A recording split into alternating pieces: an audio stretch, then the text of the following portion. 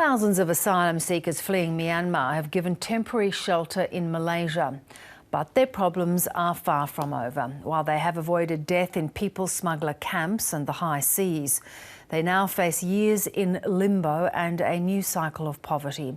More than 150,000 refugees and asylum seekers are in Malaysia, waiting to be given permanent protection by another country. Many have been waiting for years with no end in sight.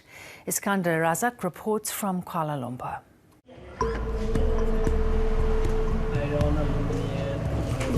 Every day, these men search the streets for rubbish.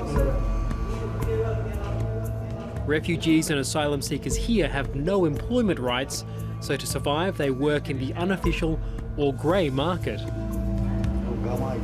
For these Rohingya men, that means scouring the streets for anything that can be salvaged and sold again. They say they make about $1 a day. We earn per day for only 30 to 35 ringgit. This is not enough for our family.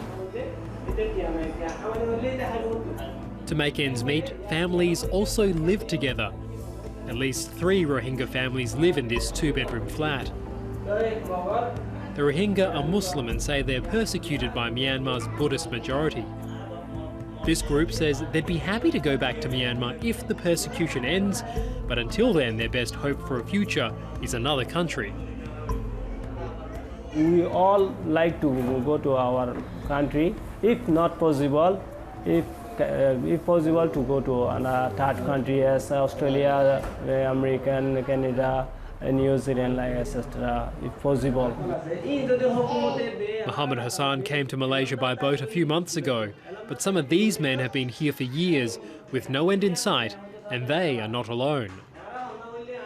Spread out across Malaysia, there are 150,000 refugees or asylum seekers that are registered with the United Nations. Most of them are ethnic Rohingya or Chin people from Myanmar.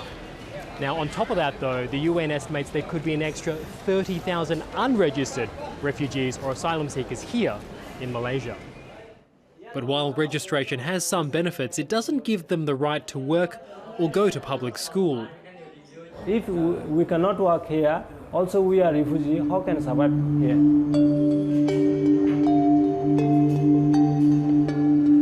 Hidden in the side streets and back alleys of Kuala Lumpur, however, there are several unofficial schools for refugees. They're run by NGOs, staffed by volunteers and funded through donations. This school has about 50 students and is for Chin refugees. While the Rohingya are Muslim, the Chin are Christian. They also say they're persecuted by authorities in Myanmar. They live in extreme poverty here, and they're not looked after here. There are some 40,000 Chin refugees in Malaysia, and of that about 13,000 are school-aged children, and 40% of them presently have no education, no formal education.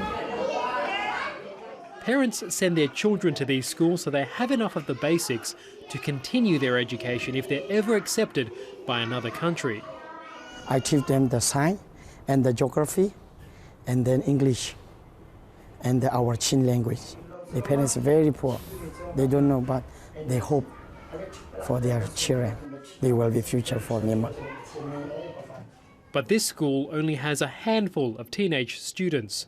That's because as the years pass, pressure grows on asylum seeker children to abandon their studies to help take care of their family and to earn money in the grey market, repeating a cycle of poor education and poverty. I hope that they can find a country that will take them and adopt them and love them and give them a secure future. I hope that they could stay here and have the same. I actually have one student who left last year, she was 12, to stay home and look after the baby. So she's no longer having any school education whatsoever, and my heart breaks for her because I feel that there's no hope for her.